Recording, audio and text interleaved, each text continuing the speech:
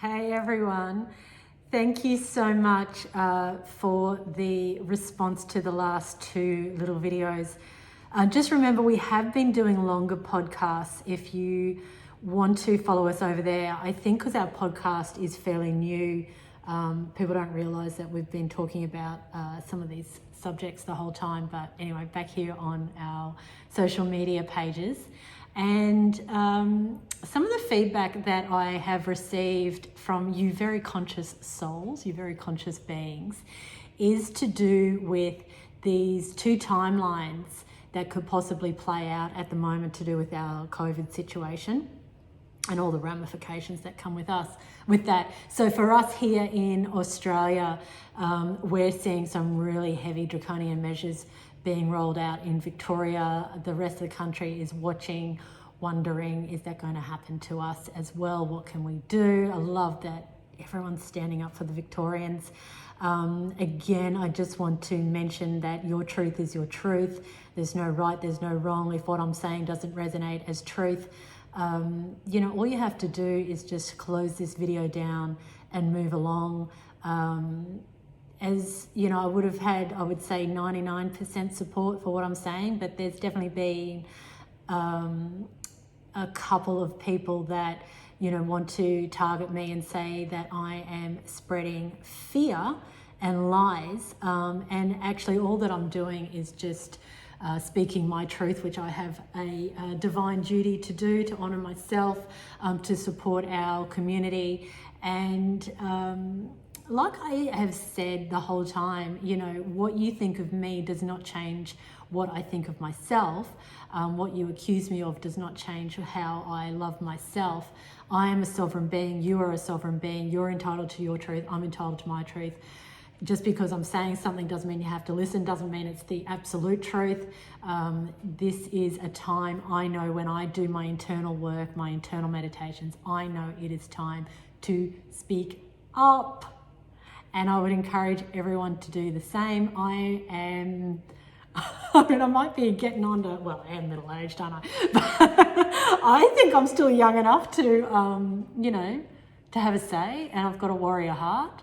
And I know that many of you do as well. So power to all the people who actually, in my opinion, have very benevolent intent, the best interests of our community at heart. It's not just here in Australia, it's a global community.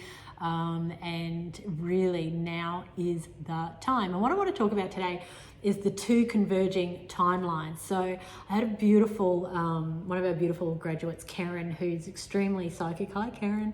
And she had a full download of what one of the timelines could be, which is that we could all be put under control, we could be put under lockdown, and that's something that could happen. We're seeing, to put it in the best terms, a New World Order takeover. And if some of these concepts aren't making sense to you, then please, as I always say, go and do your research. Ask me if you need any links to any further research. It's worth doing the research. You don't have to agree with it all.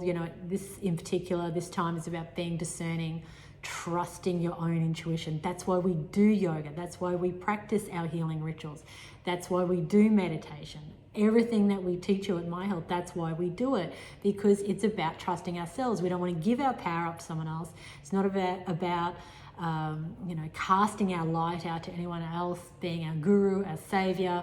It's not about that. It's not about putting our health in the hands of our doctors or our governments. We can take in information from all around us, but at the end of the day, it's what we know to be true for ourselves. So it resonates as true for us. So when I talk about a new world order, basically I'm talking about this agenda that's being rolled out at the moment under the guise of COVID. I'm not saying that COVID isn't real, so please don't put words in my mouth. I'm not saying that people aren't getting infected or aren't dying from COVID. However, what I will say is that the measures that we're taking aren't in alignment with the statistics, the known statistics of the infection rate and the recovery rate. So we can't possibly get into a situation where we're only putting a spotlight on one particular risk in our life. There's endless amounts of risk in our life. We could equally put the spotlight on car accidents. Oh, don't ever drive a car again because look, that person got wrapped around a tree. But we still all drive cars, and we do so knowing the risk, because we can't be shut down to the point where we're just rocking forward in our chair at home, just ensuring that we're safe. That's not what life is about. Life is here to be lived. We are sovereign beings. We're here to explore this world, and death is a part of that experience. And death, we've said it so many times in our podcast, in other videos I've done earlier this year, death is nothing to be feared. It is a glorious experience. I'm not saying that I want people to die. That is not what I am saying at all. What I am saying is we cannot live in fear. Now, people have said to me, but Carrie, you're living in fear of this new world order. And I would say, if you knew you were hurtling along at 100 miles an hour and you knew that there was a cliff, or you didn't know there was a cliff coming and you were going to hurtle off the edge of that cliff, wouldn't you kind of want someone to say something? Is that breeding fear, or is that just, hey, there's a cliff coming up, just practice mindfulness, be aware, just so you know, that's all. So, and I know that, as again, thank you so much for your support. I know that so many of you agree and, want to find your own way to share a message where you're not attacking anyone else's truth, where we honor everyone's truth, but we are willing to speak up for what we feel within that very deep core of our being. And I've had enough confirmation, 22 years of running this business. I've had enough confirmation, trust me, to know when I am psychically onto something. And I could not list you the amount of times in healing sessions and in every other way where I have been able to read situations, read people, to be accurate, to have that feedback, to know that what I know at a psychic level is correct. And I know it's the same for you. Anyway, I digress. So again, back to Karen, thank you so much for your comment. And I think it's really important that we stay aware about what could possibly happen. The New World Takeover, the lockdown, the rolling out of the vaccinations, microchips, the nanobots in the microchips, what that means in terms of controlling our every move, what we spend. We're seeing the shutdown of small businesses, the corporations, however, are allowed to remain in place. The possibility that small business will be eradicated, so we'll be dependent on the state, and that way we will be absolutely governed within an inch of our life, absolutely at the mercy of our government. Now, to me, that's not what sovereignty is about. Absolutely not what sovereignty is about. So when I talk about the converging timeline, so that's one timeline. However, we're seeing a mass awakening happen on the planet, and we're waking up to the fact that we are the power within ourselves. We have the power, and I've been harping on about it, but let me say it again. We have this third eye technology. We are able to transmit frequency out of our third eye. We are literally able to visualize our reality. When you look at anything to do with manifestation, it is that power that we all have to manifest our reality. Now, some people use that power and some people don't use that power. But this mass awakening means that we are all being called to use our power, because we know we don't want to be controlled at that level. Good governance is fine. There's nothing wrong with that if it's for the greater good of all humanity. But what we're seeing right now with the draconian measures is putting a lot of question marks in people's energy field. Yeah, well, hang on a second. And so therefore, instead of feeling powerless, which a lot of people are at the moment, it's why I'm doing these videos, let's remind ourselves that we are powerful. We are more powerful than we could ever possibly know. So visualize every day, new earth, visualize a new reality, visualize what we need to do to template, to grid down into the three-dimensional reality, or the earth grid, whatever you see that, bring it in through your conscious intention, through your visualizations, through your meditations, through empowering yourself, using your own God-given goddess-given technology. We all have it, and we all add to the collective consciousness. So you're not powerless. I talked yesterday or the day before about other action steps that we can take. So watch that video, the sovereignty declarations, writing to the government. You do it peacefully. You're not there to be abusive. It's not about being aggressive. You're doing it peacefully. You're asking for our needs to be met, and it is about people power. The government will serve the people. That is their job. They are there to serve the people, not the other way around. So you let them know, what are your needs? If your needs aren't being met, let them know what you don't consent to. It's really vital and important now, so that these two possible timelines are not going to be the one you don't want. What do you want? Make sure that timeline is what you do want. And trust me, when I say you make a difference, absolutely, your conscious intention, what actions you're taking, what you're visualizing, is so important.